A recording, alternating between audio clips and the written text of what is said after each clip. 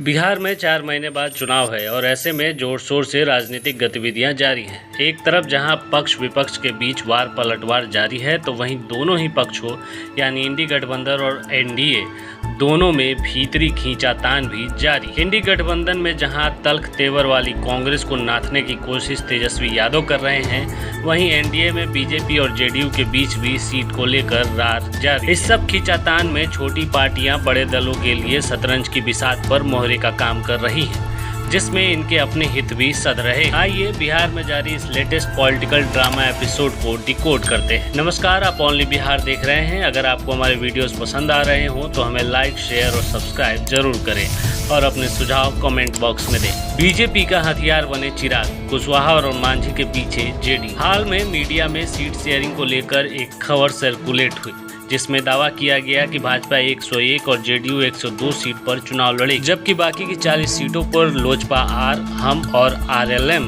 को हिस्सा मिलेगा, जिसमें बड़ा हिस्सा लगभग 28 से 30 सीट का चिराग के खाते में होगा और बाकी हम और कुशवाहा को। इसके बाद राजनीतिक हलचल तेज हो गई, लेकिन धीरे धीरे समझ आ गया कि इस खबर के पीछे का सोर्स क्या है।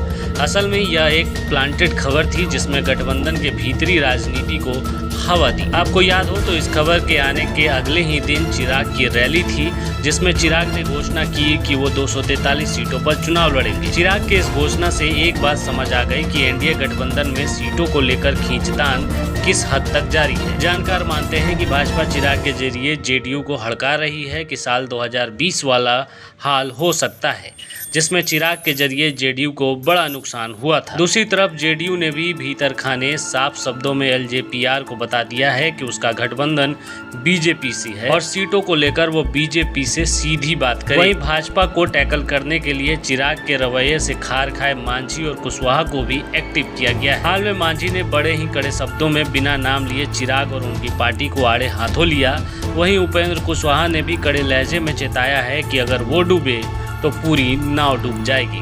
कांग्रेस का कड़ा तेवर, तेजस्वी ने सहनी के साथ वाम दलों को आगे किया। जो हाल एनडीए में है वो हाल महागठबंधन में भी है। कांग्रेस के तेवर तल्ख हैं और इस बार उसकी कोशिश है कि जितनी सीटों पर 2020 में चुनाव लड़ी थी उतनी सीटें उसे दोबारा मिले। इसके साथ ही कांग्रेस इस बात पर भी जोर दे रही है कि इस बार क्वांटिटी के साथ साथ क्वालिटी वाली सीटें भी। कांग्रेस के इसी तेवर ने तेजस्वी और राजद के लिए माथापच्ची बढ़ा दी है। यही कारण है कि तेजस्वी ने मुकेश सहनी को आगे किया है। मुकेश सहनी शुरू से ही 60 सीट और उप मुख्यमंत्री पद की डिमांड कर रहे हैं। साथ ही दीपांकर भट्टाचार्य वाली सीपीआई-एमएल और अन्य वाम दल भी अब ज्यादा सीट की डिमांड कर रहे हैं, क्योंकि उनका प्रदर्शन 2020 में कांग्रेस से कई गुना बेहतर था। कुल मिलाकर कहें तो अभी इन दोनों गुटों में भीतरी खींचातान जारी। अब इसमें कौन बाजी मारता है यह देखने वाली बात है। हालांकि अभी बात नेताओं को टिकट देने तक नहीं आई है, लेकिन जब बात वहां तक पहुंचेगी तो राजनीतिक पारा और बढ़ेगा।